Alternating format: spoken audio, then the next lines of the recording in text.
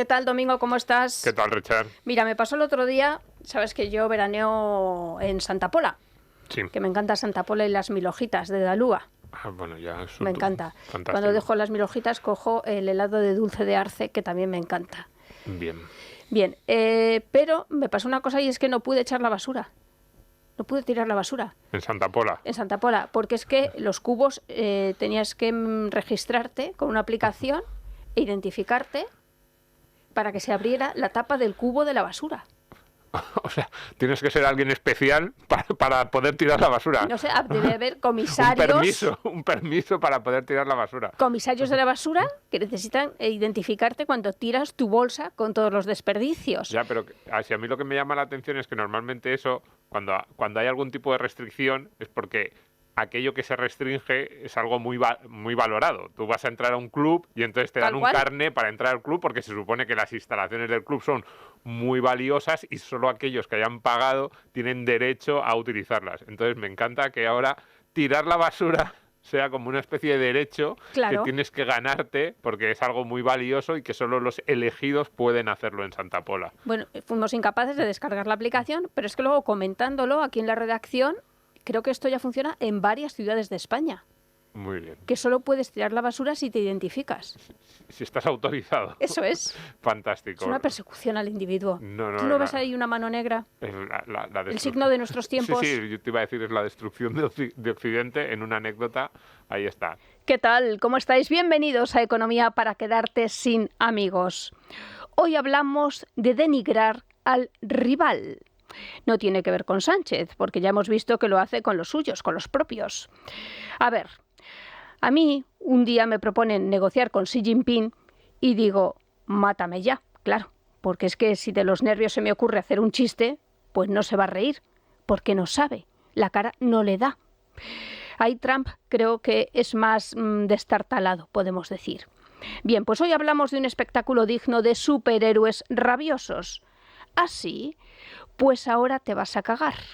Te voy a perseguir al infierno para matarte allí otra vez y así hasta que se te acaben las resurrecciones. Bueno, pues Trump ha dicho que se planta y que para que le vendas algo, pues le vas a pagar lo que te diga. En cada minuto. Sí, en cada minuto. Y en este minuto los dos enemigos, China y Estados Unidos, se han dado una tregua de 90 días en su guerra comercial. El origen del arancel, que yo no lo sabía, es un impuesto que tú podías pagar para librarte de alojar en tu casa a un extranjero. Al fin y al cabo, proteger tu casa del desconocido. Siempre el problema con el otro. Pero como este mundo es un mundo volátil, con más relatos que horas tiene el día, pues lo mejor de este asunto ha sido oír a Zapatero defender el libre mercado o presentar Estados Unidos como el mayor enemigo del capitalismo. Vamos hoy con un Trump para quedarse sin amigos. ¿Qué tal? ¿Cómo estáis? Bienvenidos a Economía para quedarte sin amigos. Hoy, Domingo, te traigo una joya, un diamante. Bradley Drown Boy, un cantautor británico, un absoluto genio. Podría pasarme toda la vida escuchando a Bradley Drown Boy. Sí. Un señor que va con un gorro de lana, como el de Amaral. Bien, bien. Gente peculiar, seguro que es un hombre majísimo. Sí, un genio. Un genio. Ha hecho varias bandas sonoras. Bien, pues nada, yo con el minutito este que has puesto a mí me es suficiente, tú necesitas toda tu vida, pero está bien, no digo nada en contra. Es el culmen de la música independiente. Sí. Roza desde Radiohead a Belle Sebastian, a Yo la tengo. Fantástico. Sí, yo veo ahí todas, estoy escuchándolo y todas las influencias yo las noto. Pues nada, ¿qué tal estás? Muy bien. Todo bien, ¿verdad? Todo bien, sí. Bien, pues hoy vamos a hablar de un asunto que nos va a acarrear muchísimos enemigos porque no sabemos muy bien, a ver, ¿de qué lado ponernos? Pues yo la verdad que no lo sé muy bien, Domingo, voy a ser sincera. Vamos a hablar de los aranceles. Ya sabes que ahora todo el mundo sabe del Papa, todo el mundo sabe de los aranceles y de lo que toque cada semana. Sí. Si mañana hablamos de la vida en Marte, todo el mundo sabrá sobre la vida en Marte. En fin, yo sobre los aranceles creo que desde un punto de vista liberal me parece una aberración, pero luego también creo que hay que asumir cuáles son las reglas del juego en este momento. Sí, a ver, yo creo que los aranceles son una medida equivocada. Lo que vamos a hacer hoy, más que nada, es preguntarnos qué hay detrás de esta guerra comercial y de las preocupaciones o de los objetivos del actual gobierno americano. Pues yo creo que eso se está planteando muy mal. Es decir, en general, en la prensa española, el enfoque que se le está dando a esto es Trump está loco. Eso es. Trump está loco, es un tipo desquiciado, tiene un equipo de asesores completamente desequilibrado y han hecho esto porque, bueno, pues es una muestra más de esa locura y porque quieren fastidiar al mundo, porque es Superioridad sobre Europa, una yo qué especie sé. de superioridad, que quieren demostrarle a todo el mundo que ellos son los más fuertes, que no les importa destrozar la economía de su país y ese relato yo creo que es bastante absurdo. O sea, no tiene mucho sentido. Otra cosa es que estemos o no estemos de acuerdo con los aranceles. Yo no estoy de acuerdo. Y otra cosa es cuál es el objetivo final de los aranceles, porque luego aquí hay dos corrientes, unos que piensan que están aquí para quedarse y que van a ser definitivos, y otros que piensan que que es una técnica de negociación. Bueno, y otros que piensan que han estado toda la vida. Sí, y otros que piensan que han estado toda la vida. Entonces, yo no sé sinceramente si es una técnica de negociación, no están aquí para quedarse. Espero que sea más bien la técnica de negociación y que el objetivo final sea no tenerlos, pero tampoco eso es algo en lo que nos vamos a meter mucho más, ¿no? Lo que nos vamos a preguntar es cuáles son las preocupaciones o cuáles son los objetivos que tiene el gobierno americano, declarados por ellos mismos y por algunos de sus asesores, y bueno, cuál es el sentido último que tiene todo esto que están haciendo, que yo creo que está equivocado, incluso buscándole el sentido. Es decir, yo llevo varias semanas intentando leer bastante pues, a gente más o menos cercana a la administración Trump. Creo que es una mala idea. Creo que no es una muy buena técnica de negociación, incluso en esa forma de negociación un poco peculiar que tiene Trump, que parece ser que está en su libro, El arte de negociar. Yo no lo he leído, así que, pero bueno, parece ser que él en el libro más o menos lo que viene a decir es que para empezar la negociación tú tienes que decir algo completamente disparatado y que esté muy alejado de tu objetivo final, para que luego tu objetivo final, cuando llegues a la negociación, parezca que sea una concesión que tú haces, que tú has cedido mucho, cuando en realidad era lo que buscabas desde el principio. Eso que dices es fundamental porque así es Trump. Sí, así es un comerciante. Es un comerciante, eso se le nota mucho, ¿no? A ras de suelo. Sí. De toda la vida. Sí, para lo bueno y para lo malo es lo que es y es lo que más le gusta, ¿no? Pero más allá de eso, ¿cuáles son los fundamentos últimos de este tipo de medidas y qué es lo que está buscando realmente la administración americana? Yo creo que con pocas posibilidades de éxito. Yo creo que un poco mi tesis sobre esto es que estamos en un proceso de tensión máxima, no solo en Estados Unidos, sino en general en Occidente, porque los estados del bienestar que hemos ido construyendo en las últimas décadas, han llegado a su límite y que esa trampa en la que nos hemos metido de gasto creciente que tenemos que sostener con impuestos, como no queríamos poner esos impuestos tan altos porque eso iba a generar mucho malestar entre el votante, especialmente en Estados Unidos, lo hemos ido cubriendo con deuda, eso está llegando al límite de lo que podemos soportar. Y no sabemos cómo salir de esa trampa. Sí, y además hay una especie de debate ya ideológico a muerte. Es decir, luego sí que podemos comentar incluso que una subvención es un arancel. Por ejemplo, quiero decir, Europa es una Europa subvencionada en ese sentido. Por supuesto. Y claro, eso también hay que verlo por parte de Estados Unidos. Sí. El tipo de competencia que tenemos establecido. Y luego hay un tercer elemento que es China. Un tercer elemento que es China, sí, pero fíjate. Un tema complejo.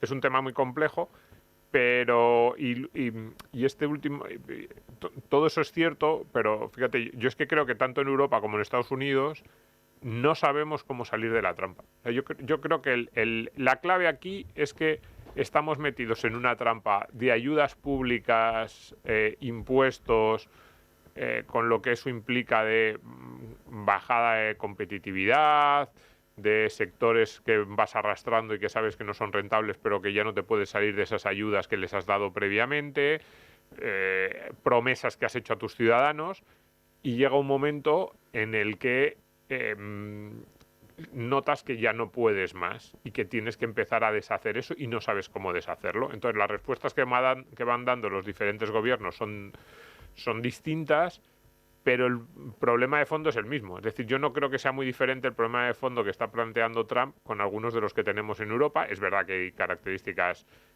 pues que no son iguales. Pues, por ejemplo, Estados Unidos es una economía muchísimo más productiva, allí los impuestos son más bajos, pero muchas de las dinámicas que se han generado no son tan diferentes y simplemente, pues bueno, lo que hace Trump es darle una respuesta poco peculiar, como es él, Ujú. en mi opinión, ya digo, bastante equivocada, pero que tiene cierta lógica respecto a lo que él quiere arreglar, que Ujú. es una situación Sí, que con de tres grandes problemas. sí, es la montaña de endeudamiento. El problema de Estados Unidos fundamental ahora mismo es que tiene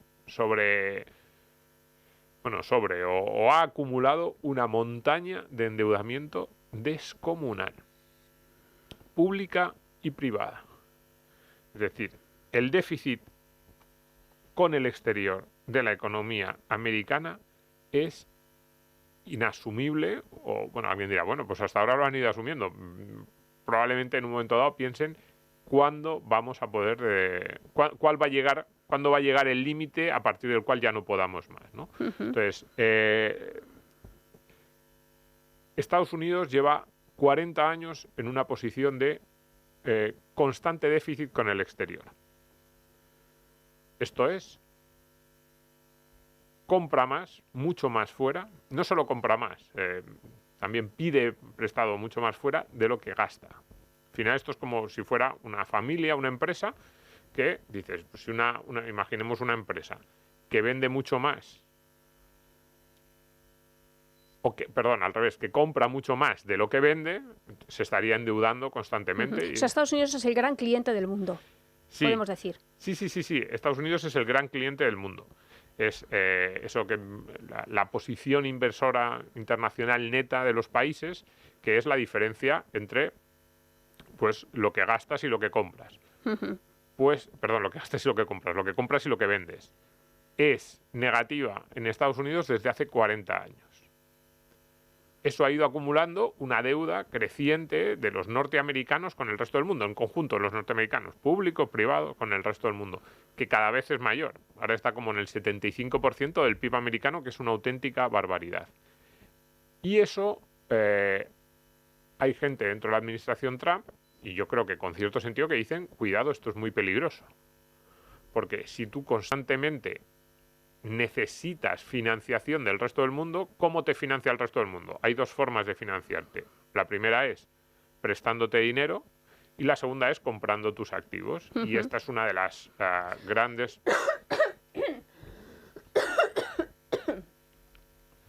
Este es uno de los grandes motivos de queja o de preocupación por parte de la administración, de la actual administración americana. Y es, oiga, estamos vendiendo el país o estamos comprometiendo nuestro crecimiento futuro Ujú.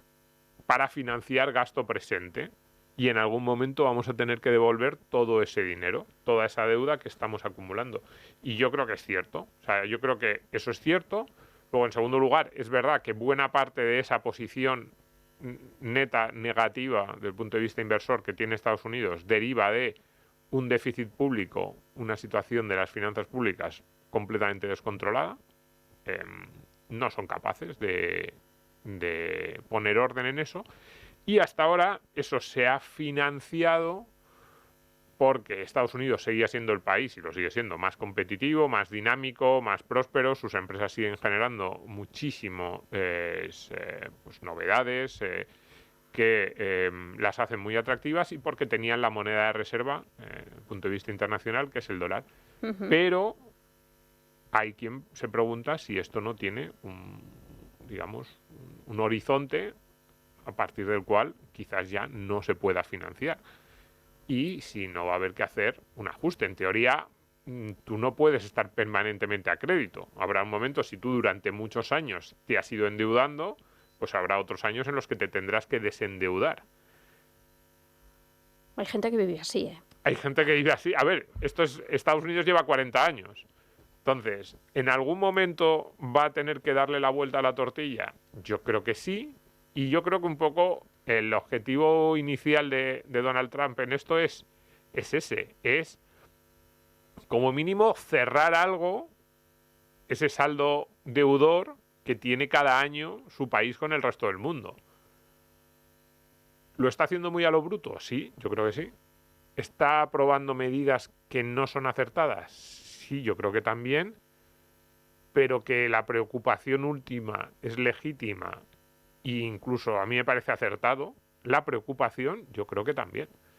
Entonces, como mínimo sepamos esto, es decir, no porque si no nos metemos en ese discurso de no, están locos, están haciendo estupideces, esto no tiene ningún sentido. No.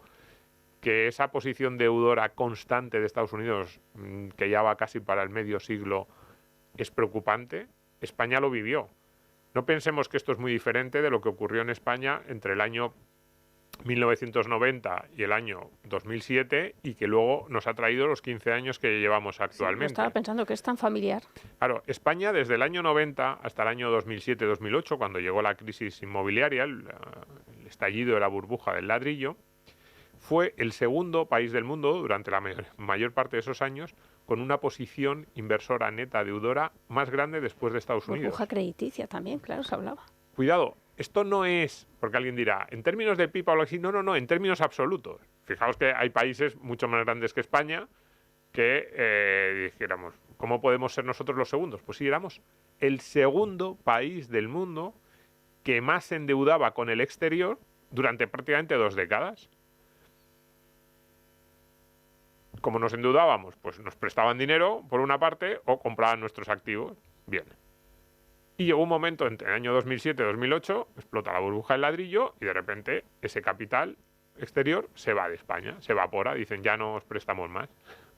Y entonces tuvimos que hacer un ajuste, especialmente en el sector privado, brutal. Y el sector privado español lo ha hecho bastante bien, no así el sector público. Un proceso de desapalancamiento brutal. De hecho, ahora mismo el sector privado español es al revés. Es el que está prestando dinero al resto del mundo. Que eso está muy bien. Pero ese proceso de ajuste está muy ligado al dolor que hemos visto. Es decir, ese proceso de salida de la burbuja que asociamos que si a las quiebras de las cajas, que si a la caída de los ingresos del Estado, a los déficits públicos, cuando Zapatero tuvo que recortar las pensiones o los sueldos de los funcionarios, los recortes, ¿no? Todo esto que hemos hablado en estos últimos 15 o 20 años tanto en España está muy ligado a esas 2 décadas previas de habernos endeudado constantemente con el exterior, haber anticipado consumo presente de aquel momento frente a con deuda. Y en algún momento, cuando tú anticipas y todo tu consumo presente no está basado en lo que estás produciendo, sino en lo que te están prestando, en algún momento te dicen, devuélveme lo que te he prestado y entonces tienes que hacer el ajuste. Eso es lo que ha ocurrido en España desde el año 2007-2008 y en Estados Unidos no ha pasado por 2 cosas. En primer lugar, lo que decíamos, economía muy dinámica, muy productiva y en segundo lugar, es el país más grande del mundo, el dólar la moneda de reserva a nivel mundial, pero yo creo que es lógico que les preocupe que en algún momento tengan que entrar en un proceso de desapalancamiento como el que sufrió España y que eso pueda ser muy doloroso para la economía norteamericana. Entonces, yo creo que quieren cambiar eso, un poco a lo bruto, sí, con medidas equivocadas, yo creo que también, pero el objetivo último es este, no perdamos de vista esto o no creamos que esto es una ocurrencia que se le ha ocurrido a Trump un día que no sabía qué hacer en la Casa Blanca. A un niño mal dibujado como Bradley Brown Boy. Eso. Bien, no me importa que estés conduciendo. Ahora mismo, si nos estás escuchando desde el coche por YouTube, pues tienes que parar, echarte al arcén y darle a me gusta. ¿Qué te parece? Es una exigencia ahora mismo. Bien. Bueno, si ves un policía cerca, no. Quiero decir. Bueno, hombre, si lo haces así. Pon el warning, hombre, ese no. Sí, eso. O sea, luego si te preguntan, pues dices que esto era una emergencia. Claro, tiene que dar a me gusta. Emergencia. Tenía que hacerlo ahora mismo. Tenía que compartir con mis amigos economía para quedarte sin amigos. Eso y entonces es. el policía dice, ¿qué estás diciendo? No me importa. Pues nada, que sí. El policía también nos escucha. Y, ¿sabes? Y se hacen colegas. Y le gustamos, claro, y se hacen amigos. Qué guay, qué bien. Maravilla. Pues nada, sí que estamos en todas las plataformas de podcast y también en YouTube, y que nada, que te animamos a que te suscribas al canal para que cada semana te llegue nuestro contenido, uno que pensamos con mucha ilusión Domingo y yo. Sí. Que nada, que yo no digo nada de la salida esa, ¿no? Que tienes pendiente No, y no. comprometida. No, porque me estáis poniendo dificultades vosotros. Yo, Sí. Los elementos, si yo soy una seda, como diría soy una mujer, yo... iba a decir fácil. No, pues yo, sí. Yo lo intento, pero los elementos no lo están facilitando. Venga, vamos con otro elemento, el elemento que está en la presidencia de Estados Unidos. El elemento Trump, sí. Sí. Ese también es un elemento. Bien, ¿es sostenible la deuda pública de Estados Unidos? Claro, lo primero en esto, cuando decimos esa posición deudora constante de Estados Unidos, el principal culpable es el Estado. Hay que decirlo así. La deuda pública de Estados Unidos es muy, muy preocupante. Si lo miramos en los términos en los que los miramos desde España, Sí. la deuda pública de Estados Unidos ya está por encima del 120% del PIB, 36 billones de dólares. Es alucinante. Pero ¿eh? no billones de los americanos, que alguien dirá, no, Domingo, ya estás confundiendo billions con... No, billones de los nuestros, de los que ellos llaman trillion. Es brutal. Y creciendo cada año. Además, los americanos, como esto les pone muy nerviosos, algunos americanos les pone muy nerviosos, hay quien ha creado estas páginas de el contador de la deuda, esto es lo que debes, y entonces te metes y entonces cada segundo va creciendo, además crecen unas cantidades disparatadas cada segundo, tanto si lo ves en términos absolutos como si lo ves en lo que debe cada americano, y es brutal. Sí, una de las mejores piezas de Vicente Valles en el informativo Antena 3 fue precisamente el marcador de la deuda española. Claro, es que los americanos, eso hay muchas, además muchas páginas muy divertidas sobre cómo va creciendo la deuda, cada segundo, cada minuto, bueno, es brutal. Pero es que el déficit el año pasado fue de 1,8 billones. De nuevo, billones de los de verdad, no de los nuestros, no de esos no de María Jesús Montero, porque María Jesús Montero, la doctrina chiqui, es que, es verdad, dijo, 2.000 millones, eso no es nada, chiqui. No. Pues serían, si fueran billones americanos, 1,8 serían 1.800 millones, doctrina chiqui, eso no es nada. Pues no, estos son 1,8 billones de los de verdad. ¿Quién le iba a decir? Trillions americanos. Pues eso es déficit, no deuda, déficit cada año, cada año, este último año, 2024, 1,8, casi el 6,5%. Y esto no ha sido solo PIB. culpa de Biden. No, por eso digo, esto va mucho más... Es una forma de vivir. Es una forma de vivir, sí, además es exactamente así. Es decir, Estados Unidos lleva 40 años viviendo de la deuda. Esto es entre comillas, porque alguien dirá, ¿no? ¿Y de ser la economía más productiva? Sí, es decir, pueden vivir de la deuda porque les prestan dinero, porque sienten los inversores internacionales que es la única economía realmente dinámica que hay ahora mismo en Occidente, la economía más grande, la más productiva. No solo deuda, es que esto de lo de la posición internacional inversora neta siempre es un poco confuso, porque esa posición deudora no es solo que te presten dinero, sino también compra de activos, ¿no? Pero, en general, ¿por qué el dinero fluye hacia Estados Unidos? Porque eso es lo que ocurre. El dinero fluye a Estados Unidos, entonces los americanos compran muchísimas cosas ahora y acumulan esas deudas, esas posiciones deudoras hacia el futuro. Pues porque todo el mundo piensa que es el mejor sitio en el que su dinero puede estar. Es donde las inversiones van a ser más productivas, es los activos más seguros, también que prestarle dinero al gobierno americano es muy seguro, incluso a pesar de estos niveles de deuda, y es que tener dólares está bien. Es que hay mucha gente que quiere tener dólares y demanda constantemente dólares como moneda de reserva. Y de reserva. Sí, moneda de refugio y de reserva. Entonces, eso es así, pero en cualquier caso, las cifras son muy llamativas. El pago de intereses... Yo cuando leí, he tenido que buscar esta cifra muchas veces porque decía, no puede ser. Esto no puede ser. Esto que tu mujer, pellizcame. Oficina del Congreso, esta que tiene oficina presupuestaria del Congreso. Y dices, casi 900.000 millones de dólares en pago de intereses en un año. Y dices, no puede ser que se estén gastando esto. Y entonces te pones a buscar en otro y sí. Casi 900.000 millones de dólares solo en pago de intereses. Es más grande, esta cantidad es más elevada, por ejemplo, que el gasto en defensa.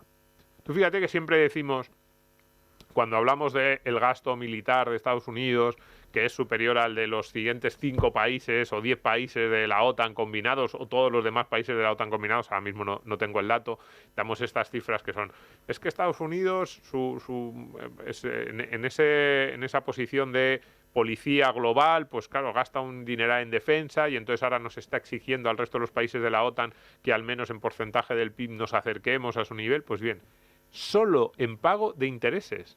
Fíjate que no va a nada, a la economía real americana, pero tiene que pagarlo, evidentemente, pues si no dejarían de financiarle y dejaría de ser ese activo seguro al que todo el mundo quiere acudir.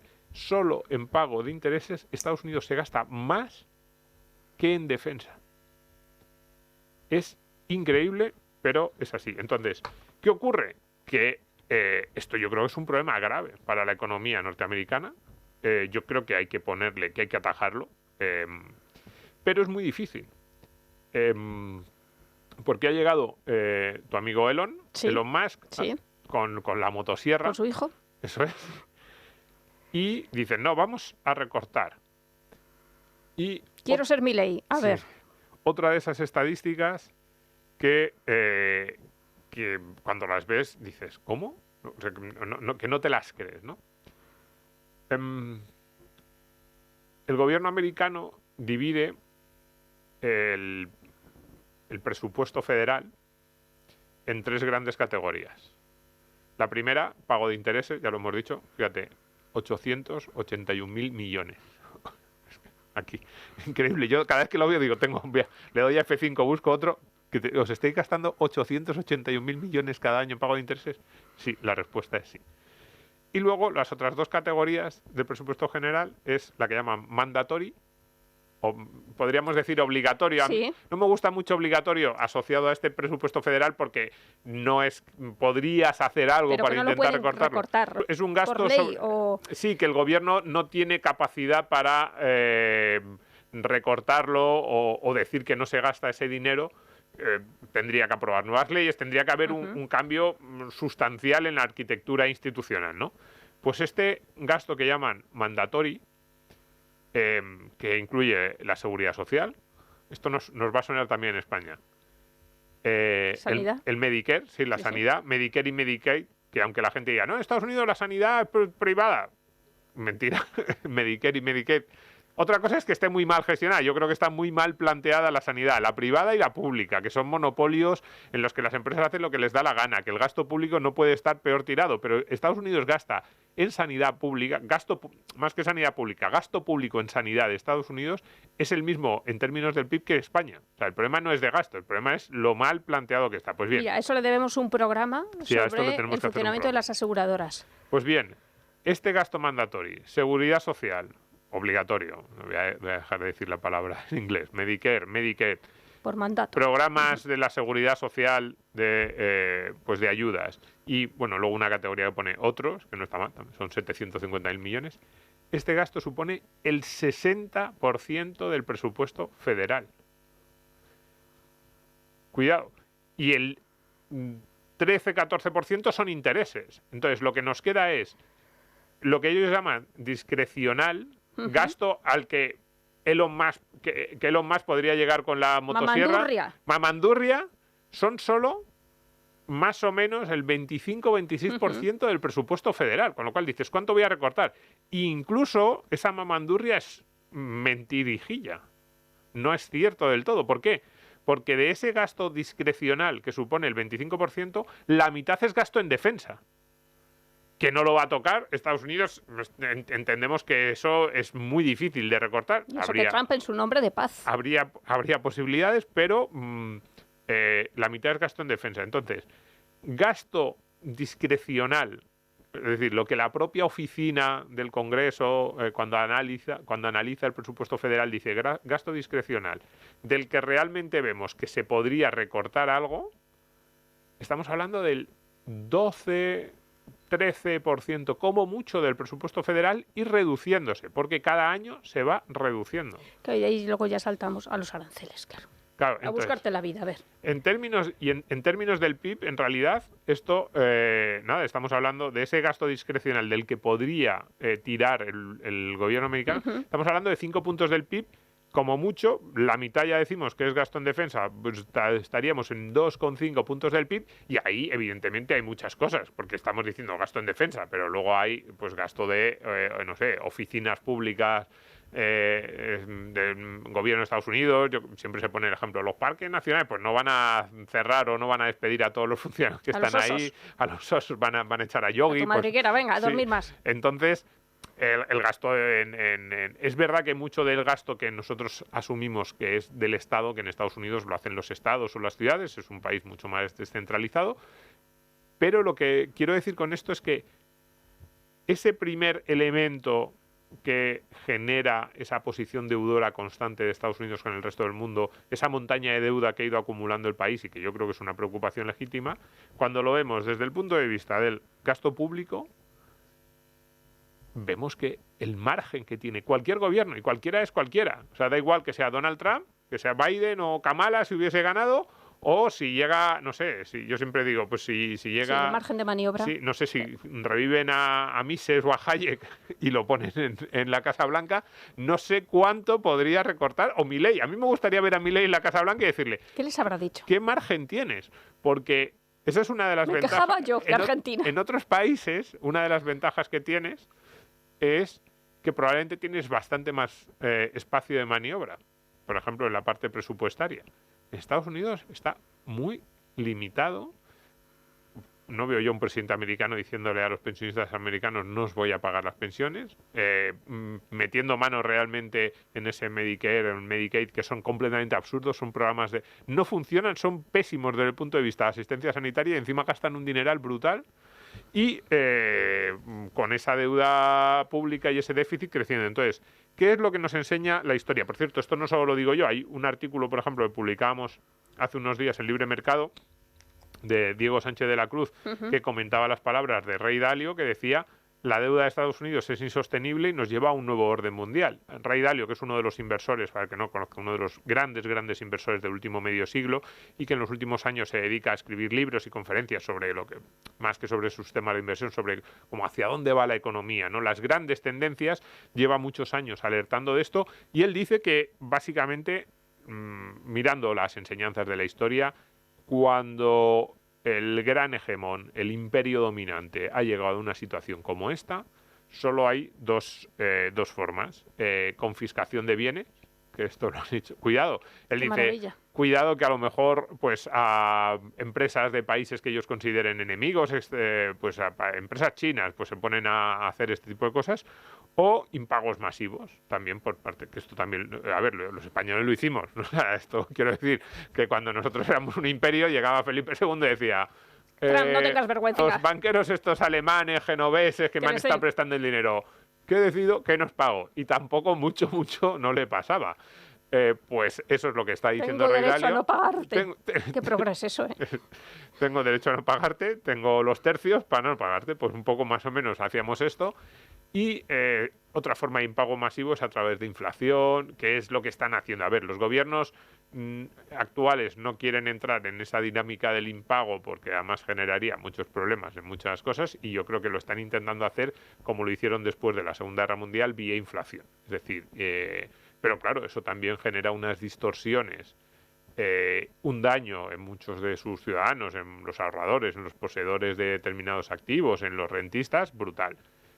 Yo creo que vamos a ir por ahí, ¿eh? O sea, yo creo que el escenario más probable es que Estados Unidos se desapalanque vía inflación, pero esto tiene un problema, y es que lo que estás haciendo es debilitando enormemente tu moneda, que era uno de tus grandes activos. Claro, estás destrozando tu moneda, que lo estás haciendo también, llevan desde los años 70 destrozando el dólar, y hasta ahora se ha mantenido el dólar en parte por tu capacidad productiva. La economía americana sigue siendo la más dinámica, lo hemos dicho, pero hasta qué límite, cuidado, digamos que estamos entrando en una etapa divertida desde un punto de vista intelectual. Y que parece que no existía hasta que no ha llegado Trump, ¿no? Peligrosa. Sí, probablemente mucha gente ahora... Ay, pero qué necesidad. Sí, como si esto se lo hubiera inventado Trump. Y es como que no, que esto ya estaba.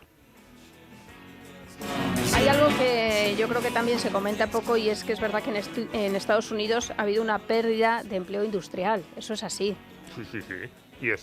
Y algunas de las quejas, por ejemplo, de la izquierda, ahora ya se les han olvidado. Es que ahora, como la izquierda se ha convertido en librecambista, Bueno, no libre mercado. A Zapatero, hablando del libre mercado. Eso es. Es alucinante. Qué morro tiene la gente. Sí, de eliminar aranceles, de lo bueno que es que el mundo esté interconectado. Se les ha olvidado ya lo del kilómetro cero, el consumo de kilómetro cero, es verdad, comercio de proximidad, comercio justo, todas estas cosas, nada, ya se les ha olvidado. Bien, pues ahora la izquierda es muy pro mercado, está claro. bien. Y bueno, está bien, y pro grandes empresas, porque a ver si nos pensamos que el mercado lo hace la zapatería Paco. No, cuando se imponen aranceles, los más perjudicados en un primer momento, y los que más les interrumpe su cadena de suministro y los que más preocupaciones les genera son las grandes empresas, que son los que tienen sistemas productivos más deslocalizados, que a lo mejor hacen una pieza en Taiwán, otra en Vietnam, otra en Noruega, otra en Ecuador, y luego se lo llevan todo a México, lo ensamblan allí, terminan de hacerlo en una planta en Luisiana y a vender. Esa es una empresa que tenga ese esquema de producción, es la que a los aranceles les destroza por completo. Bien, pero es verdad que hay una queja clásica de la izquierda, que es que la globalización ha generado perdedores. Yo creo que eso es verdad. Ha generado muchos más ganadores, vivimos mucho mejor que hace... incluso muchos de esos perdedores, la mayoría de esos perdedores son perdedores en términos relativos. Es decir, no es que vivan peor que hace 40 años, sino que ven que otros han mejorado mucho más que ellos. Y eso es cierto. Hay regiones industriales en Estados Unidos, también en España, que ahora se ven a sí mismas y piensan, nosotros éramos mucho más ricos hace 40 años en comparación con otras regiones. Y es verdad. Luego podríamos comentar, oye, ¿tú has tomado algunas decisiones que te han perjudicado? Pues de cerrarte, de tratar de defender economías o industrias, sectores que estaban muy a la baja, tenías que tenías que haber cambiado. Por ejemplo, en España el proceso de reconversión industrial no fue igual. En el País Vasco, en Asturias, en Galicia, algunos de estas regiones sí que hubo un proceso de reconversión muy duro, pasaron unos años muy malos, pero ahora son regiones bastante prósperas. Hay otras de esas regiones que decidieron aferrarse alrededor de subvenciones o de políticas proteccionistas a lo que ya era moribundo en los años 80 y ahora sigue siendo moribundo. Y entonces son regiones pues cada vez más pobres, cada vez menos dinámicas, en las que cada vez hay menos empleo para los jóvenes. Yo creo que eso también ha pasado en Estados Unidos. Claro, y bueno, porque ahora Estados Unidos también tiene otro tipo de industria, podemos llamar como del primer mundo. Claro. Y el tercer mundo, pues hace un trabajo que antes hacía Estados Unidos hace 100 años, ¿no? Exactamente, industria muchísimo más esto se llama desconocimiento, tecnológica, servicios de altísimo valor añadido. Pero que buena parte del votante de Trump, sobre todo de ese interior de los Estados Unidos, siente que ellos han sido los perdedores. A mí hay una anécdota que leía el otro día en la prensa británica de Rory Sutherland, de mi columnista favorito, que explicaba que en uno de los debates del Brexit, era el típico debate en el que había pues un público en la audiencia, y que les preguntaba, ¿no? Pues un poco tipo como estos que hace La Sexta, que hay una mezcla de expertos y público y que cada uno cuenta. Pues ¿Qué error es eso? ¿Qué? ¿Qué error es eso? Sí. Bueno, no pues que nada de esos programas. Una señora del público, pues el experto pro Unión Europea le dijo, ¿no se da usted cuenta de que el Brexit es un error porque nos va a hacer más pobres, va a hacer que la economía británica crezca menos, nuestro PIB se va a ver dañado? Y entonces la señora le respondió, es tu PIB, no el mío. Y que esa respuesta generó muchos memes y es como la típica respuesta que se pone de ejemplo de fijaos la gente qué ignorante es, no se da cuenta de que no hay un PIB tuyo. Y sin embargo, decía Rory, la señora tenía toda la razón. Y en parte yo creo que es cierto. Es decir, lo que hay detrás de esa afirmación es puede que a mí me interese un país algo más pobre en términos generales, que en renta per cápita tiene una renta per cápita más baja o que crece menos, pero en la que esas regiones industriales, por ejemplo, del norte de Inglaterra, que votaron masivamente a favor del Brexit, sienten que allí su empleo está algo más protegido. Entonces, entiendo perfectamente esa preocupación y que alguien diga, oye, que en vez de que dentro de 10 años, en vez de ser el PIB per cápita 100.000, va a ser 95.000. Pero supongamos que mi renta es de 60.000 a cambio de que los banqueros de la City ganen algo menos. Dicen, pues vale, que el agregado sea menor. Si yo estoy, ¿por qué ese suma-resta me va a tener que perjudicar a mí? Ese es un poco el argumento que hay detrás de muchas de estas medidas. Y a mí me parece que como mínimo es un argumento ante el que tienes que reflexionar, porque dices, oye, pues en parte tienen razón, en el sentido de decir, oye, un agregado más grande, pero distribuido de forma que a mí no me interese, porque voy a tener que estar yo a favor de eso. Entonces yo creo que ahí hay un argumento que digamos, desde el punto de vista liberal, no siempre hemos sabido responderle, porque siempre hemos ido a la conclusión final. Es, oye, cada vez somos sociedades más ricas, tú no vives peor que hace 40 años, en realidad vives peor en términos relativos, pero es un argumento que desde el punto de vista humano es perfectamente comprensible. Y es decir, cotidiano. claro, sí. A mí no me cuentes historias de qué me sirve a mí que en California, en Texas y en Nueva York haya unos empresarios y unos ingenieros, no solo los empresarios, sino ingenieros, trabajadores del sector servicios, servicios de alto valor añadido, que estén ganando auténticos dinerales y que eso haga que nuestro país sea el más dinámico. A lo mejor yo prefiero que nuestro país tenga $5.000 menos de renta per cápita, pero que haya más fábricas en Ohio. Como mínimo, es un argumento que no tenemos que despreciar. Con otra idea, que es: ¿el comercio internacional es justo realmente? ¿Todos estamos jugando bajo las mismas reglas? Y eso también es verdad que no es cierto. No todos estamos jugando bajo las mismas reglas. Entonces, esa es una segunda queja de, oiga, nos estamos desindustrializando y estamos acumulando una montaña de deuda que en algún momento vamos a tener que devolver para que otros países se industrialicen. Y los dos casos más claros son China y Alemania. Es verdad. ¿Se puede sostener la deuda de Estados Unidos de forma constante? No lo sé, pero la otra cara de la moneda es: ¿pueden sostener China y Alemania la posición, en este caso no de déficit, sino de superávit constante? ¿Dónde van esos activos que están acumulando los países? Porque claro, siempre hay al final el acumulado a nivel planetario es cero.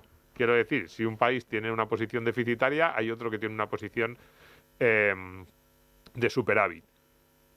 Pues también es una pregunta interesante y sobre las reglas del comercio mundial y sobre cómo equilibrar esas reglas del comercio. Por ejemplo, en Europa, ahí yo creo que estamos siendo muy hipócritas, porque Estados Unidos ha sido en estos últimos 30 o 40 años un área comercial muchísimo más abierta a los productos del exterior de lo que era Europa con los productos que venían de fuera. Y si miramos a los de Estados Unidos, a los de Estados Unidos. En Europa llevamos los últimos 10, 12 años, ya no me voy a los años 80. Pensemos lo que ha hecho la Comisión Europea en los últimos 10 o 12 años. Sí, sí. Prácticamente ha sido una persecución constante a las grandes empresas norteamericanas con el argumento de que no era justo que nos invadieran, de que eran monopolios, de que había que ponerles más impuestos, de que había que proteger a la industria europea de las nuevas tecnologías. Demonizarlas completamente. Demonizar por completo. Censurarlas. Y ahora la misma Comisión Europea, que lleva 15 años persiguiendo de forma constante a las grandes empresas norteamericanas, dice, hombre, pero ¿cómo ponemos trabas al comercio internacional? Esto es una mezcla, iba a decir, sí, hipocresía, cara dura, muy importante.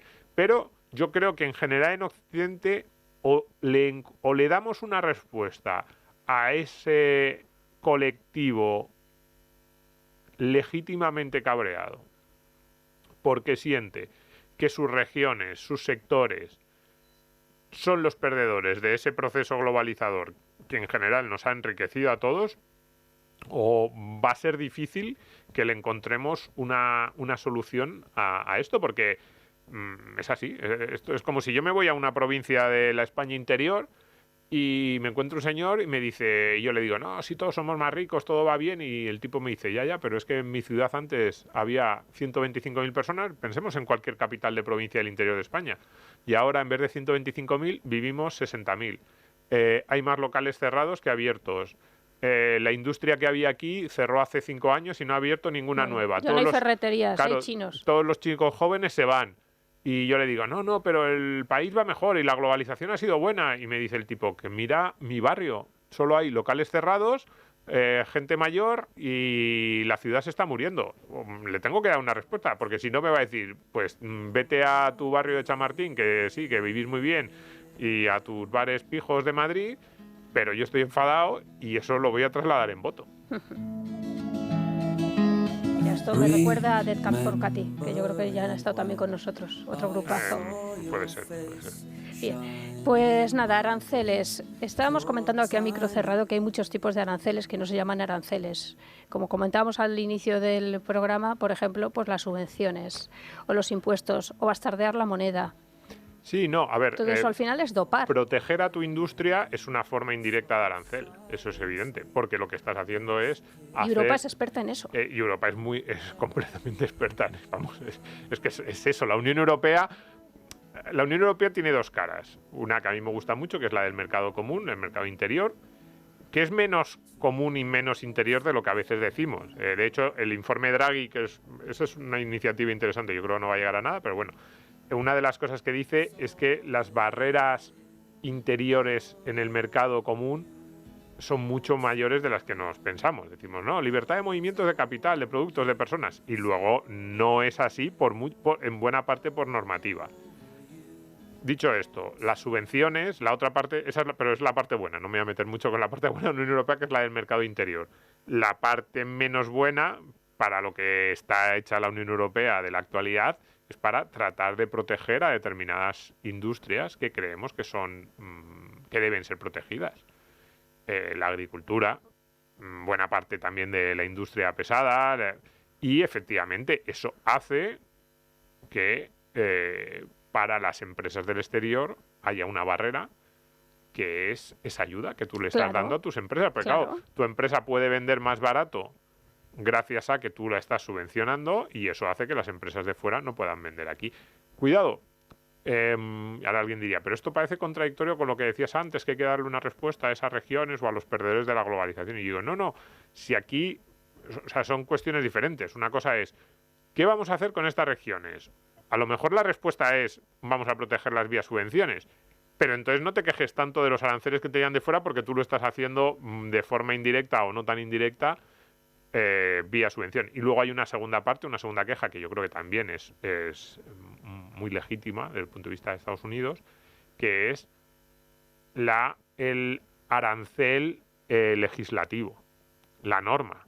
Claro, tú dices, no, yo no tengo aranceles, tú puedes vender aquí tus coches sin problemas, pero te exijo que tus coches tengan un porcentaje determinado de componente, de aluminio. Y tú dices, no, es que mis componentes solo tienen el 2% de aluminio y tú me exiges el 20%. Pues si no tienen el 20%, tú dices, ¿y por qué me exiges el 20%? No, porque es necesario por la seguridad de los pasajeros. Tú dices, oye, ¿no será porque tú tienes una industria de aluminio muy potente, o porque los coches que tú fabricas en Europa sí que llevan ese porcentaje de aluminio, tú sabes que los míos no, y te has inventado esa norma para hacer que yo no pueda vender mis coches? O con este diseño sí, y con este no. Exactamente. Entonces, esto se está haciendo muchísimo en Europa desde hace décadas, que es normas que no son exactamente aranceles, pero que impiden o dificultan mucho a los productos del extranjero venderse aquí. Entonces, claro, si nos vamos a poner a reclamar a la administración americana, que yo creo que con razón, oye, no entres en una guerra comercial, no pongas esos aranceles, las barreras no arancelarias, que pueden ser tan dañinas o más como un arancel, también quítalas. De hecho, hay muchos empresarios que te dicen... Plantéate qué puedes cambiar tú. Claro, de hecho hay muchos empresarios que te dicen, prefiero casi un arancel a una barrera no arancelaria, porque con un arancel por lo menos ya sé a lo que me atengo. Es como, tengo que pagar el 15%, vale, pues sé que tengo que de alguna manera sacar un 15%, o reduciendo mi margen, o encareciendo el producto, lo que sea. Pero esas otras barreras, que además son legislación muy cambiante y muy puñetera, que no sabes cómo afrontarla, en muchas ocasiones son mucho peores y restringen más el comercio internacional, con lo cual yo creo que ahí Europa tiene que hacérselo mirar. Con todo esto de los aranceles, es verdad que nos va a perjudicar muchísimo. Si se consolida esta guerra comercial en los próximos años, va a ser un freno al crecimiento brutal. Al final, el crecimiento económico gira en torno a la especialización, a que cada uno haga lo que mejor sabe hacer y luego intercambiemos. Eso es así. Y yo creo que estos aranceles van a ser muy dañinos. Yo espero que no se consoliden. Y planteados de forma muy arbitraria, además. Y de forma muy arbitraria. Muy clown, yo creo que no se consolide. Yo espero que encontremos soluciones para ayudar a esos olvidados o perjudicados por la globalización, que no sean los aranceles. Yo creo que si abres las economías de verdad, van a encontrar alternativas y van a encontrar formas de seguir produciendo y seguir siendo competitivos de otra manera. Pero sí, yo creo que los aranceles, si se consolidan, van a generar un daño brutal al conjunto de la economía. Pero, dicho esto, no me quería ir sin citar una cuestión muy importante, lo que decíamos antes, un poco alrededor de lo que ha girado el programa de hoy, que es explicar un poco qué es lo que está haciendo el gobierno americano, cuáles son las motivaciones, y es para el que diga, ¿pero esto es tan peligroso o no es tan peligroso? ¿Qué es lo que está pasando? Y es una carta, todo esto lo pondremos en la descripción del programa, una carta de Warren Buffett, que a mí me gusta mucho como inversor, del año 2003. Fíjate. Hace 22 años, Warren Buffett escribió un artículo en Fortune que se llama El creciente déficit comercial de los Estados Unidos supone que estamos vendiendo nuestra nación. A pedazos. Sí, así lo dice. Dice, ¿cómo podemos resolver este problema? Así lo llama Warren Buffett. Y necesitamos hacerlo ahora. Tú fíjate, un título un poco largo, pero es verdad, es que es un título de 7 líneas, pero es así, estamos vendiendo nuestra nación a través del déficit comercial, tenemos un problema, hay que solucionarlo y tenemos que hacerlo ahora. Fíjate lo que decía Warren Buffett en 2003. Y lo que él planteaba era, efectivamente, bueno, pues que lo que él ya veía de 25 o 30 años anteriores estaba generando una distorsión brutal, que Estados Unidos estaba viviendo a crédito, además utiliza un lenguaje un poco de un poco de cigüeña y hormiga, de el ahorrador frente al despilfarrador, y él dice, los americanos estamos siendo los despilfarradores, en algún momento del futuro va a llegar el tío Paco con la rebaja, nos va a decir, tenéis que pagar esta deuda y tenemos que hacerlo ya. Él proponía un sistema, es demasiado complejo explicarlo aquí, animo a los que les interese que se lo lean, como una especie de créditos de importación, que sería algo así como que cada vez que comprases algo del exterior, tuvieses como que comprar una especie de crédito, de vale, que se te pagaría cuando hubiese una importación equivalente, algo así. Es un poco complejo técnicamente. Algo para equilibrar, ¿no? Algo sí, el objetivo, él decía que era para equilibrar, para hacer que fuera más atractivo la exportación desde Estados Unidos que la importación, que la compra de productos desde el extranjero, sin distorsionar los precios, sin entrar en una guerra arancelaria, porque lo que hace es distorsionar los precios relativos entre bienes, ¿no? Bueno, es interesante la propuesta, pero casi más que la propuesta, a mí lo que me gusta es el planteamiento, el decir, estamos viviendo a crédito, esto en algún momento lo vamos a tener que pagar y no es sano vivir sobre una montaña de deuda como la que hemos ido acumulando en los últimos 25 años. No quiero pensar lo que ahora mismo diría Warren Buffett, porque 22 años después la montaña de deuda es muchísimo mayor y ese crédito constante alrededor del que vivían los Estados Unidos, los estadounidenses en 2003, todavía es más grande. Yo creo que es muy legítimo que haya mucha gente en Estados Unidos que se pregunte si no se están pasando, si no están llegando al límite de su capacidad y si eso no puede tener consecuencias en el futuro cercano. No digo mañana, pero sí en las próximas décadas. Y fíjate que no hemos hablado de China, que eso daría para otro programa. Y eso sería otro programa, porque además quien te está prestando el dinero es tu principal rival. ¿A quién estás vendiendo a pedazos Estados Unidos? ¿A China?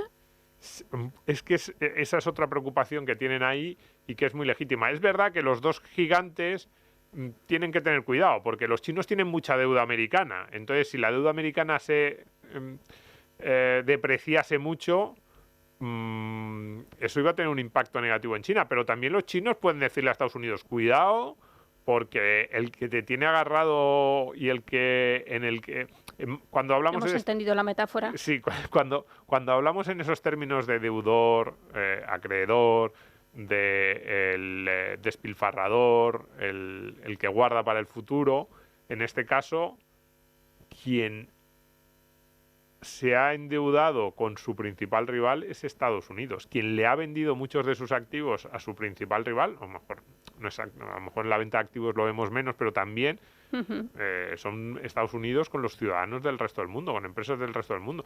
Entonces, efectivamente, ahí ya luego entran consideraciones geopolíticas que son complicadas, ¿eh? Yo no sé quién le debe tener más miedo al otro, si Estados Unidos a China o China a Estados Unidos, porque los dos están en una posición relativamente frágil respecto a su principal enemigo.